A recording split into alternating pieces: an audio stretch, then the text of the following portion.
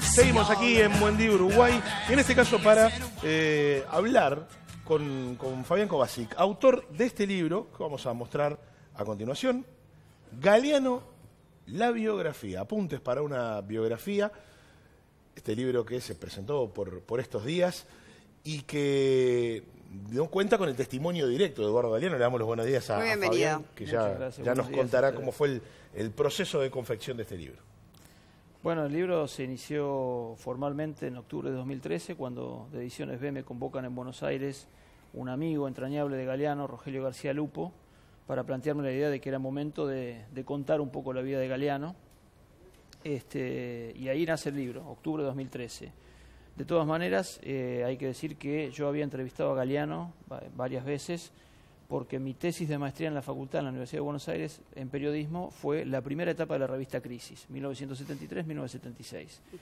En base a eso, digamos, tuve entrevistas con Galeano, con otros uruguayos, Ernesto González Bermejo, María Stergilio, con periodistas argentinos que trabajaron en Crisis. Y bueno, ahí salió un poco, Galeano habló mucho en ese momento de crisis, de marcha, de época, de su infancia.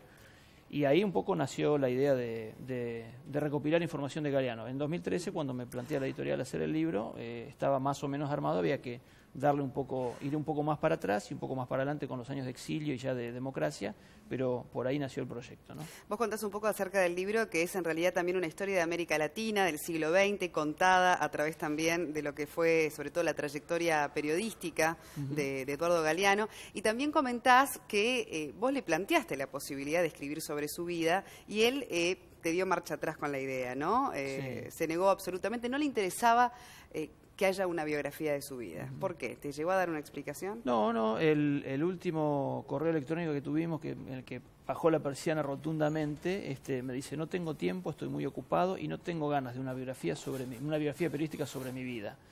Yo creo que ya él estaba bastante afectado por su enfermedad, y eso fue un dato. Entonces es importante destacar que te centrás en lo que tiene que ver específicamente con su trayectoria como periodista, como militante, luego como escritor, el exilio y las distintas etapas de su vida. Sí, de todas maneras yo creo que hay una llave mágica, diría yo, que tiene que ver con... Cuando yo hablé con Galeano hablemos de marcha, hablemos de crisis, hablemos de tu exilio, no tuvo ningún problema. Cuando apareció la palabra biografía, bajó la persiana. O sea sí, que ahí esa palabra biografía fue la llave que clausuró cualquier posibilidad de entrevista para este libro. Igual también en alguna parte se citan las propias palabras de Galeano, ¿no? Entonces, dándose referencia a que su trabajo es lo que va a perpetuar más allá de la muerte, ¿no? Que es el legado que deja, y a su vez también lo que representa su entorno para él, que trascienda más allá de la vida también. El caso de Galeano es como tantos otros en la historia de la humanidad, ¿no? En donde los astros se alinearon.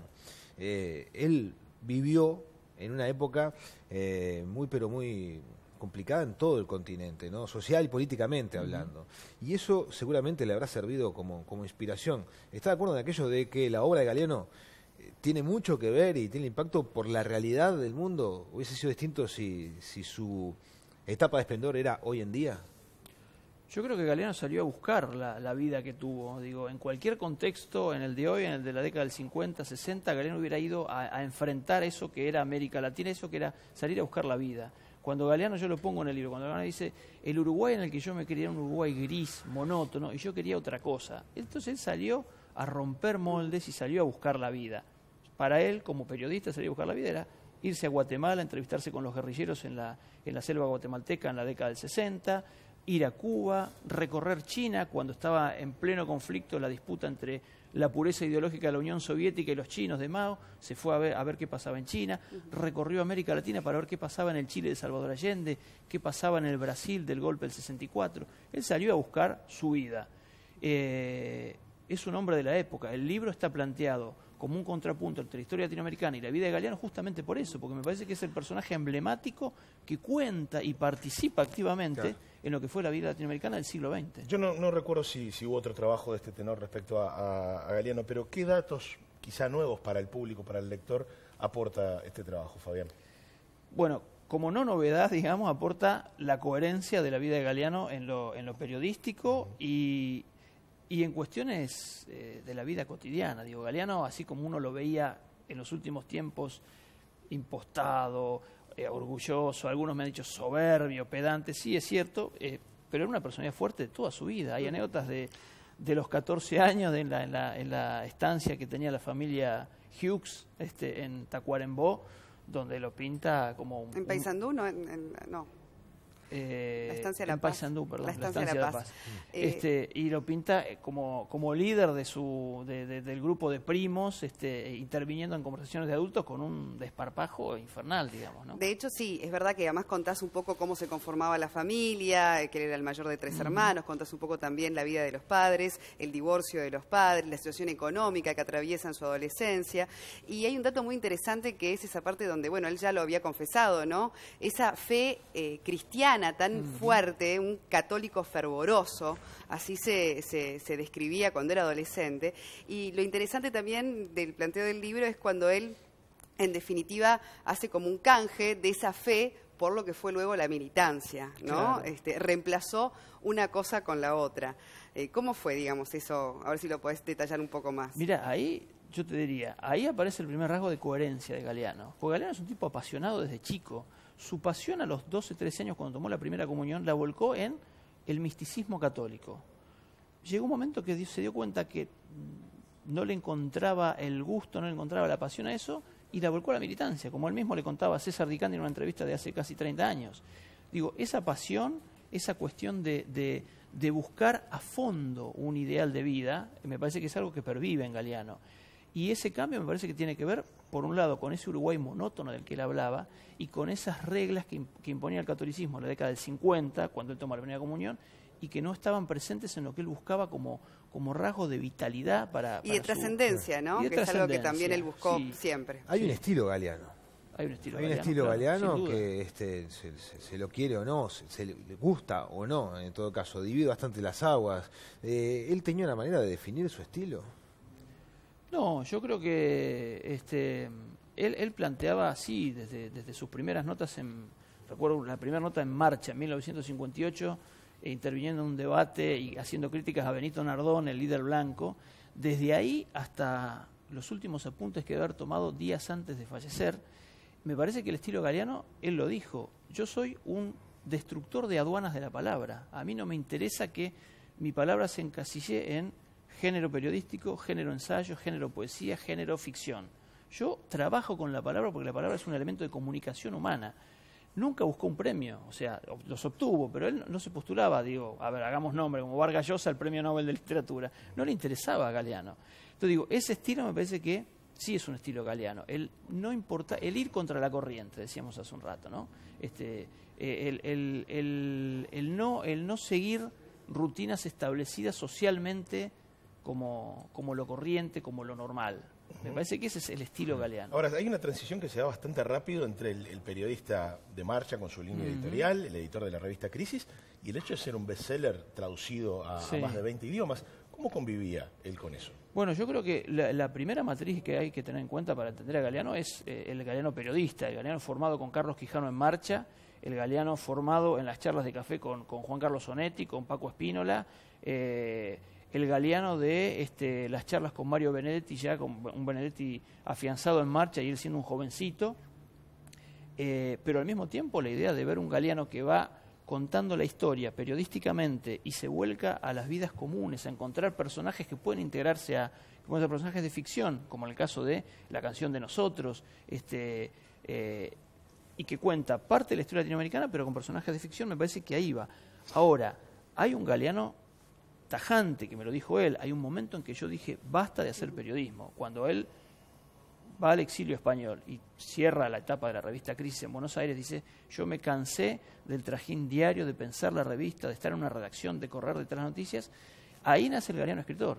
Digo, en el exilio. En el exilio. Aunque ya había publicado. Sí, por supuesto, pero es el escritor a tiempo completo. Claro, Digo, solo para eso. La canción de nosotros o Vagamundo están escritos mientras él trabaja en Marcha, trabaja en Crisis, hace publicación, trabaja en la Universidad de la República como editor, pero en España nace el escritor a tiempo completo, con otros tiempos. Claro, y allí en el exilio también viene esa obra que fue en realidad una de las mejores de él, Memorias del Fuego. Sí, sin duda. Que la elabora allí.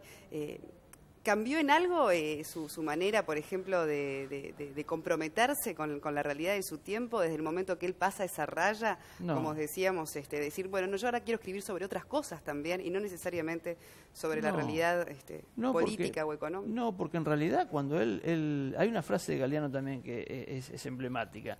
Si querés saber cómo va la política de un país, lee la sección policial de los diarios. Digo, esa metáfora es importante. Entonces, cuando Galeano habla en Memoria del Fuego y habla en El espejo, en Bocas del Tiempo, Los hijos de los días, está contando una historia política en textos cortos, en textos muy trabajados desde el punto de vista de la palabra, pero está hablando de política. El Galeano que escribe, por ejemplo, Los sueños de Elena, está haciendo política, más allá de que él diga, bueno, mi mujer Elena, que sueña maravillosamente bien y tiene sueños de una punta hasta la otra, sueños lineales que yo no tengo. También ahí, si uno bucea en esos textos, hay un Galeano político. Lo que siempre está presente, insisto, es la coherencia estética. La palabra es mi medio, no me interesa cómo catalogo en mi obra. De hecho, hoy la obra de Galeano es sin catalogar. ¿Qué vas a decir? ¿Que es un poeta? ¿Que es un escritor de ficción? No hay dónde agarrarse para decir, es esto Galeano. Incluso coherencia hasta para hablar de fútbol. ¿No? Bueno, el futbolero el de fútbol a aquello. sol y sombra es un ejemplo pero preclaro de eso. Se charló de fútbol en esos encuentros que tuvieron hace algunos años. Sí, pero fueron... Era inevitable. Sí, no? Pero fueron encuentros también ya de un Galeano que te habla del fútbol como una metáfora de la vida. Sí. O sea, como Osvaldo Soriano hablaba de que el fútbol, el partido de fútbol es la vida, como... Lo digo en el libro también, como Camus dice, todo lo que aprendí en mi vida lo aprendí del fútbol. Me di cuenta de quiénes son los buenos y quiénes son los malos. En ese sentido. ¿Pasaste alguna vez por la esquina de Dalmiro Costa y Pérez Gomar? Sí, pasé, sí. Y la verdad que es una casa mágica, digamos, la de Galeano. No, nunca entré a la casa de Galeano, la verdad que no, pero es un espacio que irradiaba una...